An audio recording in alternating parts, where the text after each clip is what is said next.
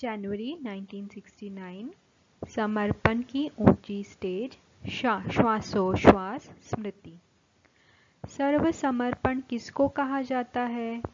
सर्व में यह देह का भान भी आता है। देह ले लेंगे तो देनी भी पड़ेगी, लेकिन देह का भान तोड़कर समर्पण बनना है। देह के अभिमान से भी संपूर्ण समर्पण बने हो। देह के संबंध और मन के संकल्पों से भी तुम देही हो।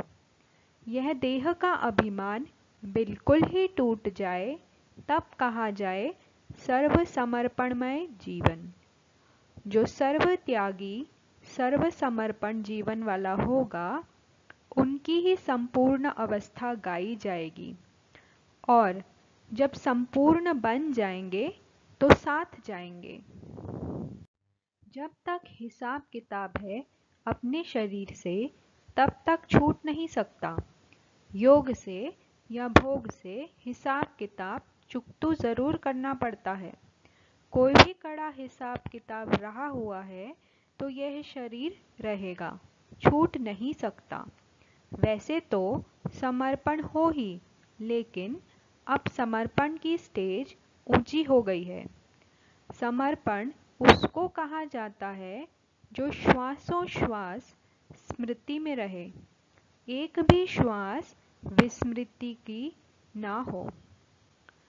जो श्वासोश्वास स्मृति में रहता होगा, उसमें सहनशीलता का गुण जरूर होगा, और सहनशील होने के कारण एक तो हर्षित और शक्ति दिखाई देगी। उनके चेहरे पर निर्बलता नहीं। यह जो कभी कभी मुख से निकलता है, कैसे करे, क्या होगा, यह जो शब्द निर्बलता के है, वह नहीं निकलने चाहिए। मन मनाभव का अर्थ बहुत गुह्य है। मन बिल्कुल जैसे ड्रामा का सेकंड बाय सेकंड जिस रीति से जैसा चलता है, उसी के साथ साथ मन की स्थिति ऐसे ही ड्रामा की पटरी पर सीधी चलती रहे, जरा भी हिले नहीं, चाहे संकल्प से चाहे वाणी से। एक मुख्य बात और भी है, वर्तमान समय ध्यान पर देते हैं जो तुम्हारे में होनी चाहिए। जो मुख्य साकार रूप में भी कहते थे, अमृत वेले उठना। अमृत वेले का वायुमंडल ऐसा ही रहेगा। साकार में अमृत वेले बच्चों से दूर होते भी मुलाकात करते थे, लेकिन अभी जब अमृत वेले चक्र लगाने बाबा आते हैं तो वह वायुमंडल देखा नहीं है। क्यों? थक गए। इस अमृत वेले के अलौकिक अनुभव में थकावट दूर हो जाती है, परंतु यह कमी देखने में आती है। अच्छा, ओम शांति।